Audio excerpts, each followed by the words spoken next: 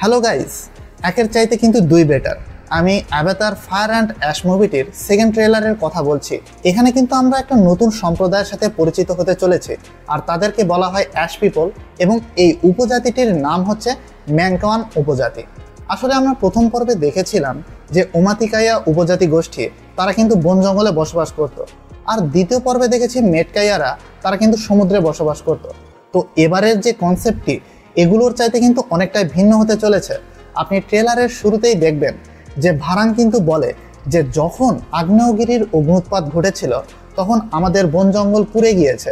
এখানে কিন্তু একটা প্রশ্ন রয়েছে, সে কিভাবে বেঁচে গেল। এটা কিন্তু ট্রেলারে দেখানো হয়নি, হয়তোবা এটা দেখাতেও পারে অথবা নেক্সট পার্টের জন্য ধরে রাখতে পারে। তো যাই হোক, ভারাং কিন্তু বলে ইভা আমাদের কোনো উপকার করতেও আসেনি, কোনো সহযোগিতার জন্য পদক্ষেপও নেয়নি।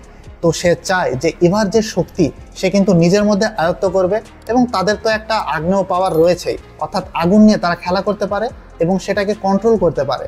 তো তাদের সাথে যদি এভার পাওয়ারটা যুক্ত হয়ে যায় তারা কিন্তু আসলে একটা সুপার ন্যাচারাল পাওয়ারের অধিকারী হয়ে যাবে। তো সেটা তারা কিভাবে হাসিল করবে? তারা চেষ্টা করছে যে কিরিকে তারা কিডন্যাপ করবে।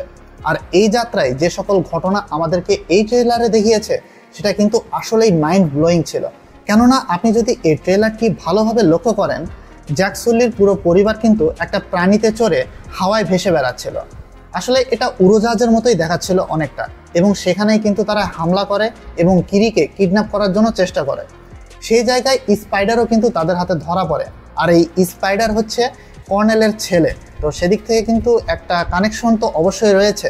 আর এখানে দেখলাম যে কর্নেল কিন্তু পুরোপুরি ভারাঙের সাথে কানেক্টেড হয়ে গিয়েছে, কেননা তাদের লেজ তারা সংযুক্ত করে ফেলেছে।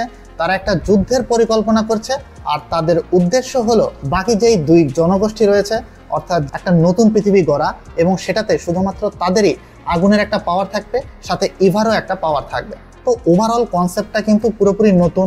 অ্যাকশনও কিন্তু অনেকটাই বাড়িয়েছে, প্রায় দ্বিগুণ বা তিনগুণ আমার কাছে মনে হচ্ছে। আর হ্যাঁ, একটা বিষয় কিন্তু আমার কাছে একটু হলেও জটিল লাগছে, সেটা হচ্ছে এখানে একটা বিষয় দেখলাম যে স্পাইডার কিন্তু মাস্ক ছাড়াই নিঃশ্বাস নিতে পারছিল।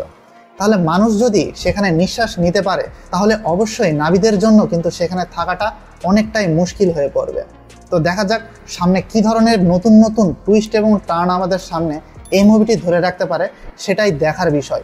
তো এইখানে আমরা অ্যাভাতারের যে গল্পের যে নতুনত্বগুলো দেখলাম সেটা হচ্ছে বিভিন্ন ধরনের প্রাণীর ব্যবহার। আপনি তিমি বলেন বা ভারাংদের যে পাখি, সেটার কালারও কিন্তু অনেকটাই লাল। আর খেয়াল করলে দেখবেন এই পুরো ট্রেলার জুড়ে একটা বিষয় কিন্তু তারা দেখিয়েছে, সেটা হচ্ছে পানির বিরুদ্ধে আগুনের যে যুদ্ধটি। তবে এবার কিন্তু আকাশেও ফাইট হতে চলেছে, পাহাড়ের উপরেও ফাইট হতে চলেছে, তার সাথে সাথে পানির ভিতরেও কিন্তু অ্যাকশন সিন রয়েছে। তো ভিএফএক্স এর ব্যাপারে আর কি বলবো ভাই, এই মুভিতে যে ধরনের ভিএফএক্স বা সিজিআই ব্যবহার করা হয়েছে এটা কিন্তু পুরোটাই আনরিয়াল ছিল, আসলে কল্পনাই করা যায় না। জেমস ক্যামেরন আসলে একটা মারাত্মক ডাইরেক্টর। সে কিন্তু এখানে সিজিআই বলেন, ভিএফএক্স বলেন, এবং ব্যাকগ্রাউন্ডে যে ধরনের সিন সিনারি প্রয়োজন ছিল, যেটা আসলে আমাদেরকে নাবিদের জীবনযাত্রাকে বাস্তবভাবে তুলে ধরতে সাহায্য করবে, সেটা 3 মিনিটেই আমরা যা দেখতে পেলাম, পুরো মুভিতে তাহলে কি দেখতে পাবো? আসলে জেমস ক্যামেরনের যে ধরনের চিন্তাধারা, সে কিন্তু এই মুভিটি করার জন্য অ্যাপেল এবং সনির সাথে কোলাবোরেশন করে নিজস্ব ক্যামেরা ইনভেশন করেছে। এটা কিন্তু একটা অন্য ধরনের বিষয় যে একটা ডাইরেক্টর ক্যামেরা ইনভেশন করছে তার মুভির জন্য। তো ওভারঅল আমার কাছে মনে হচ্ছে যে জেমস ক্যামেরন বান্দা কিন্তু দিন দিন নিজেকে আপগ্রেড করে। তার প্রথম মুভি থেকে এখন পর্যন্ত সব কিছুই ছিল টপ নচ। আর হ্যাঁ, প্রথম পার্টে আমরা কিন্তু দেখেছিলাম যে পাথরের জন্য কিন্তু মানুষ তাদের গ্রহে গিয়েছিল। এই বিষয়টা সেকেন্ড পার্টে আমরা না পেলেও থার্ড পার্টে এই বিষয়টা থাকবে কি থাকবে না সেটা সম্পর্কে আপনার পার্সোনাল ধারণা অবশ্যই নিচের কমেন্ট বক্সে জানিয়ে দিবেন। আর আমার যে সকল ধারণা সেটা যদি আপনার সাথে মিলে যায়, আমার এই রিভিউটি যদি আপনার কাছে ভালো লেগে থাকে, অবশ্যই লাইক করবেন, শেয়ার করবেন, আর চ্যানেলটিকে কিন্তু সাবস্ক্রাইব করবেন বন্ধুরা।